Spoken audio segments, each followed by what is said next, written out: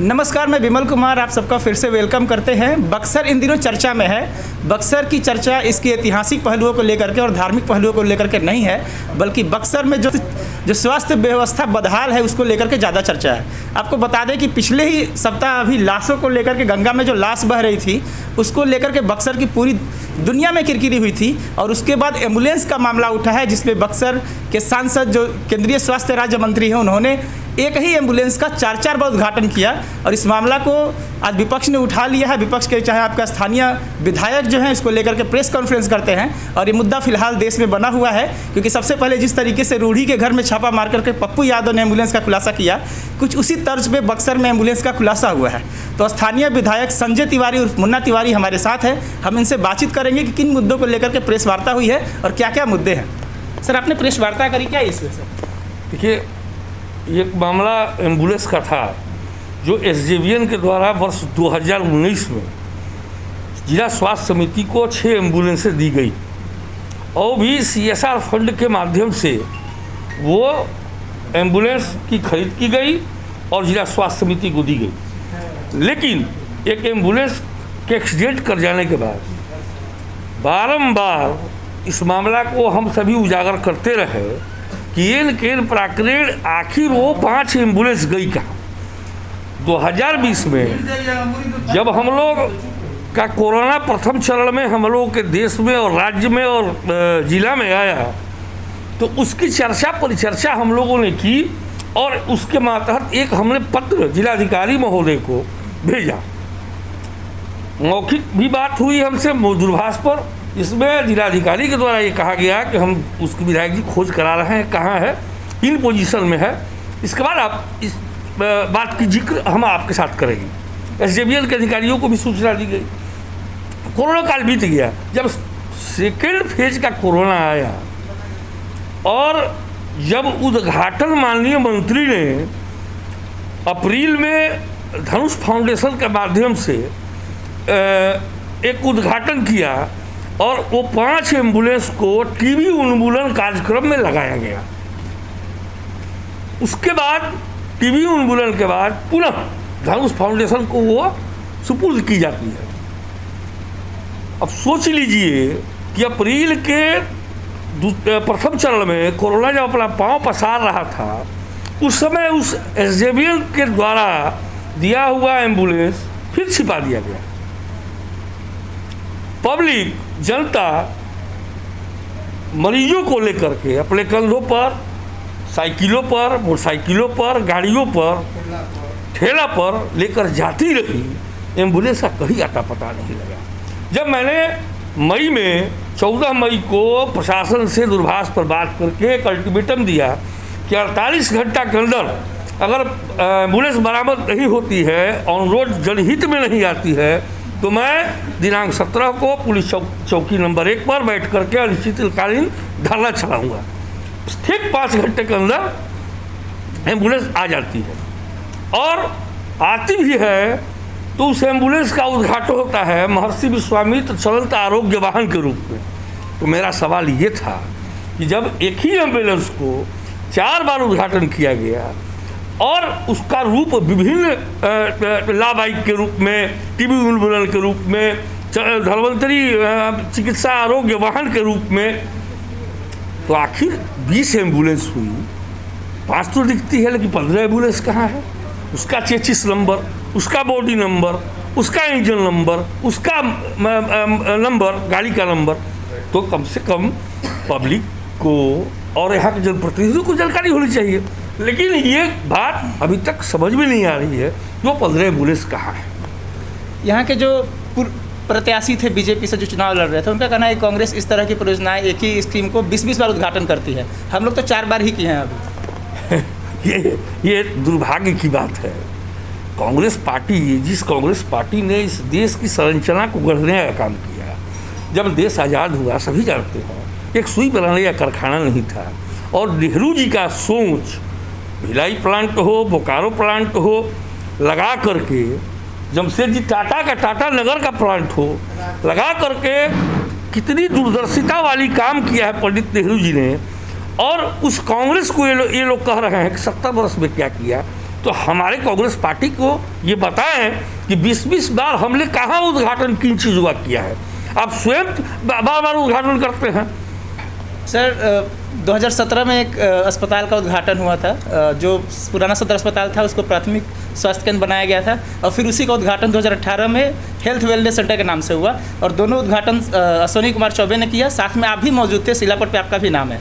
तो जब दोनों उद्घाटन बार बार हो रहा है, उसमें आप कैसे मौजूद थे, और उसमें विवाद भी हुआ था, आपका विवाद भी हुआ था, क्या मसला है पूरा? देखिए, मसला ये था कि जब मैं 15 का चुनाव लड़ रहा था तो स्थानीय जनता का मांग था कि वो सदर अस्पताल बंद था।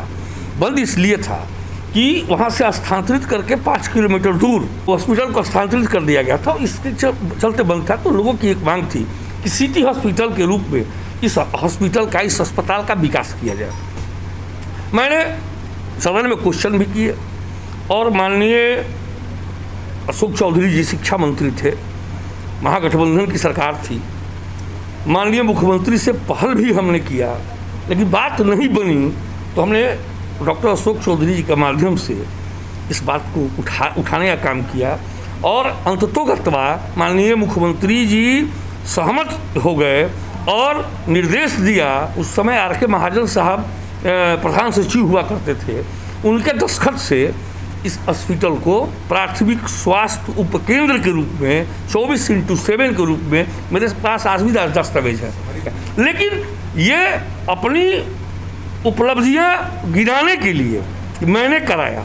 स्वास्थ्य मंत्री जब बिहार सरकार में थे तो अब नहीं करा पाए, और 14 के चुनाव जीतने के बाद जब मैंने पहल करके इसको काम करा दिया, तो 17-18 में इन्होंने इस काम को अपने ऊपर, अपने सहभागिता में लेने के लिए होड़ मचाए थे, जिसके चलते वह विवाद भी हुआ था। और उस विवाद में ये सामने आई घटना कि 2-2 बार इनको उद्घाटन करना पड़ा। यही मामला था। बिल्कुल, सांसद पे तो कई आरोप लग रहे हैं कि वो कई जगह फर्जीवाड़ा कर रहे हैं, लेकिन एज ए विधायक आप क्या कर रहे हैं कोरोना काल में सर? देखिए, पहली बात तो ऑक्सीफ्लोमीटर हमारे जिला में नहीं था। हमने 30 ऑक्सीफ्लोमीटर SJVN के माध्यम से मंगा करके जिला स्वास्थ्य समिति सिविल सर्जन को हमने हस्तगत किया है, और 100 की खेप 48 घंटा के भीतर फिर आने वाली है। तो हो गया। तीसरा हुआ, RNI कमेटी है SJVN के द्वारा जो गठित है, उसका मैं सदस्य हूँ, माननीय सांसद जी भी हैं। लेकिन पहल हमने किया, पत्राचार किया जिलाधिकारी महोदय को, पत्राचार किया SJVN के अधिकारियों को, और 1 करोड़ की लागत से एक ऑक्सीजन प्लांट सदर अस्पताल में लगाने की तैयारी चल रही है। इस पर भी पहल किया है।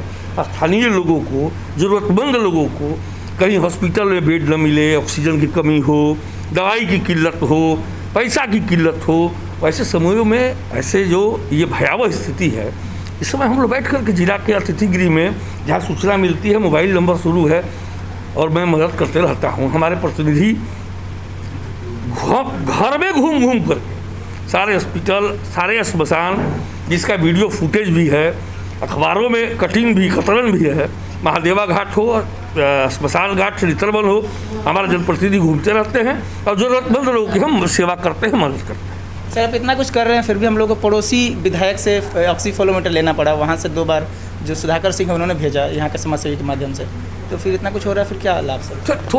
वो तो 4 दिए, लेकिन 30 की संख्या में हमने दिया ना। तो हमने मंगाया गुजरात से, बाई एयर आया, तो थोड़ा टाइम लगता है, उसका पैसा जमा करना पड़ता है, पता लगाना पड़ता है। चूँकि अगर होम डिलीवरी हम मंगाते उसके माध्यम से तो 4600 का पड़ता है। ऐसे मेरे 2200 का पड़ा, तो मेरा 2 आता है, 4600 में 2 आ गया ऑक्सीफ्लोमीटर, इसलिए विलम्ब हुआ। अभी कोरोना काल का सेकंड फेज चल रहा है, कहा जा रहा है कि 3rd फेज भी आएगा, तो हम लोग कितना तैयार है? एज ए विधायक आप कितना तैयार है हेल्थ सेक्टर में काम करने के लिए? क्या देखिए, हमारा जिला और हम पूर्णतः तैयार हैं, और हमारा ऑक्सीजन प्लांट लगने की तैयारी में है। जिला प्रशासन को 1 करोड़ रुपया की खेप दे दी गई है, और उम्मीद है कि विद इन वीक, 1 हफ्ता के अंदर काम लग जाएगा, और 15 से 20 दिनों में वो प्लांट हमारा खड़ा हो जाएगा सदर अस्पताल में। और हम हर एक साइड से, हमारे जिलाधिकारी महोदय, जिला प्रशासन साथ दे रहा है, और हम लोग कमर कस के इसके लिए तैयार हैं। सर बीजेपी कह रही है कि वो तो एसजेवीएन के द्वारा फंड है, विधायक जी क्या कर रहे हैं? कल प्रेस कॉन्फ्रेंस किया था बीजेपी ने और ज़्यादातर सवाल वो लोग आप ही से पूछ रहे थे कि आप क्या कर रहे हैं, आप सिर्फ आरोप लगा रहे हैं सांसद पे, आप जो है कुछ नहीं कर पा रहे, आप बंगाल चुनाव में घूम रहे हैं, आप कुछ काम नहीं कर रहे, ऐसा आरोप उन लोगों का है। बंगाल चुनाव में तो हमको जाना ही है, चूँकि हमारी पार्टी वहाँ लड़ रही थी तो मुझे जाना था, मुझे काम दिया गया था। जब मैं वहाँ से लौटा हूँ तो मैं तो ये पूछता हूँ, कोई जनप्रतिनिधि अपने घर का पैसा लगाता है क्या? सरकार उसके लिए 3 करोड़ हमको देती है, 5 करोड़ सांसद को निधि दे रही है, और एसजेवीएन थर्मल पावर अपने घर से भी नहीं दे रहा है। CSR का पैसा है, वो हम जनप्रतिनिधियों का एक अंश बनता है। हम जनप्रतिनिधि उसको किसी भी काम इन सेंस हेल्थ सेवा में, शिक्षा सेवा में, सड़क सेवा में हम कहीं भी लगा सकते हैं, जहाँ उपयुक्ता हो, जहाँ जनता की भावना हो, जहाँ जनता की भावना जुड़ी हो, हम वैसे पैसा को वहाँ लगाते हैं। CSR का फंड का पैसा है, इसमें न सांसद जी को का रोक है, न हमको रोक है। तो CSR का फंड एक अलग आता ही है, जो कि हम उसका सदुपयोग कर सकते हैं, वो हमने सदुपयोग किया है। आखिरी सवाल सर कि अभी पप्पू यादव चर्चा में बने हुए हैं, एम्बुलेंस से खुलासा किया, तो पप्पू यादव जिस तरीके से जनसेवा कर रहे थे, बाकी पार्टियों का तो कुछ स्टैंड नहीं दिख रहा है, कांग्रेस का क्या स्टैंड है पप्पू यादव को लेकर के? देखिए, ये तो असली बात हमारा नेतृत्व तो इसका जवाब देता, लेकिन जहाँ तक मेरा मंतव्य है कि राज्य सरकार ने सीधे और सीधे गलत काम किया है। जो जनता की सेवा कर रहा हो, जनता की भलाई कर रहा हो, वैसे केसों में नज़रअंदाज कर देना चाहिए, और सरकार को जनहित की भावना को देखते हुए पप्पू यादव जी को अभी कुछ दिन सेवा में लगाना चाहिए, उसके बाद उनकी गिरफ्तारी होती। वो तो कहीं ऐसे कुख्यात क्राइम में तो फंसे नहीं हैं जो कि वो फरार हो जाते हैं, अंडरवर्ल्ड है नहीं, वो राजनेता हैं।